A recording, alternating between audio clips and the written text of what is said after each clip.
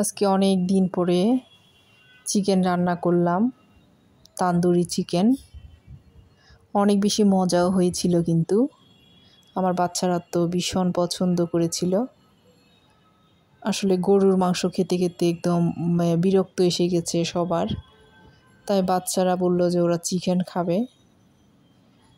যার কারণে ভাবলাম যে চিকেনটা একটু তান্দুরি করে দিই, বাচ্চারা তো এগুলো খেতে ভীষণ পছন্দ করে। যাই হোক, চলুন তাহলে দেখে নিই। আসসালামু আলাইকুম সবাইকে। এই যে ব্রয়লার মুরগি আমি রেগুলার কাট করে কেটে নিয়েছি, ধুয়ে পরিষ্কার করে পানি ঝরিয়ে নিয়েছি। 1 চা চামচ আদা বাটা, 1 টেবিল চামচ রসুন বাটা, 1 টেবিল চামচ পেঁয়াজ বাটা। এরপরে দিয়েছি টক দই 2 টেবিল চামচ। তারপর লবণ দিয়েছি স্বাদ মতো, মরিচের গুঁড়া 1 টেবিল চামচ, গরম মশলা 1 টেবিল চামচ দিয়েছি। খুব ভালো করে মিক্স করে নিতে হবে। আমার এখানে প্রায় 1 কেজির মতো চিকেন আছে। হাতে ভালো করে ম্যারিনেট করে নিব। খুব ভালো করে মাখাতে হবে যাতে মশলাটা সবগুলা চিকেনের সাথে ভালো করে কোট হয়ে যায়। জিরা গুঁড়া দিয়ে দিলাম 1 চা চামচ।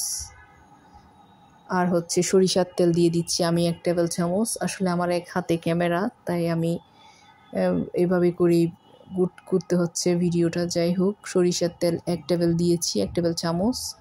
খুব ভালো করে মেখে নিচ্ছি আবার। এই যে এবার দিয়েছি কাশ্মীরি মরিচ, এটা অপশনাল, আমি কালারের জন্য, সুন্দর একটা ফ্লেভারের জন্য দিয়েছি। আপনাদের না থাকলে না দিবেন, ফুড কালার দিতে পারেন, অনেকে ফুড কালার দিতে পছন্দ করে, তবে আমি খাবারে ফুড কালার দিতে একদমই পছন্দ করি না।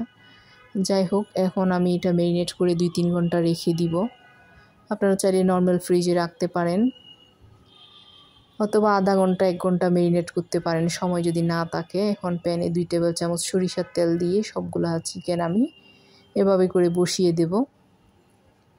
এই যে আধা ঘন্টা লাগবে হয়তো, আধা ঘন্টার মধ্যে কিন্তু চিকেনটা রেডি হয়ে যাবে, যেহেতু ব্রয়লার মুরগি অনেকক্ষণ আমি ম্যারিনেট করে রেখেছিলাম। এক পিঠ যখন ব্রাউন কালার হয়ে যাবে, মানে তান্দুরি কালার হয়ে যাবে, আমি অপর পিঠটা উল্টে দিচ্ছি। দেখুন, এখনই এসে গিয়েছে খুব সুন্দর একটা কালার। খুব তাড়াতাড়ি হয়ে যায় আসলে এটা। এভাবে করে মিডিয়ামের মাঝামাঝি করে আপনারা এই চিকেনটা রান্না করে নেবেন। আসলে অনেক বেশি মজা হয়। দেখুন কতটা ইয়ামি লাগতেছে, মাশাআল্লাহ অনেক বেশি মজা হয়েছিল। বাচ্চারা তো ভীষণ খুশি হয়েছে খেয়ে। আর এটাতে কিন্তু আমি দোকানের রেস্টুরেন্টের মতো একটা ফ্লেভার আনার জন্য এই যে একটা কয়লা আমি খুব ভালো করে পুড়ে নিয়েছি। এখন আমি সেই মাংসের মধ্যে একটা বাটি বসিয়ে ওখানে কয়লাটা দিয়ে দিলাম। দিয়ে দিব একটুখানি সরিষার তেল। উপরে ঢাকনাটা দিয়ে আমি এটা তান্দুরির একটা ফ্লেভার নিয়ে আসবো। এটা দিলে একদম রেস্টুরেন্টের মতোই একটা ফ্লেভার এসে যাবে। খেতে যে কী সুন্দর মজা হয়, না খেলে কিন্তু বুঝবেনই না। রেসিপি ভালো লাগলে প্লিজ একটা লাইক, কমেন্ট করবেন, সাবস্ক্রাইব করবেন আমার চ্যানেলকে, শেয়ার করবেন ফ্রেন্ডস অ্যান্ড ফ্যামিলির সাথে। দেখুন কতটা ইয়ামি লাগতেছে, খেতে কিন্তু অনেক বেশি মজা হয়েছিল। আজ এতটুকু। আসসালামু আলাইকুম সবাইকে।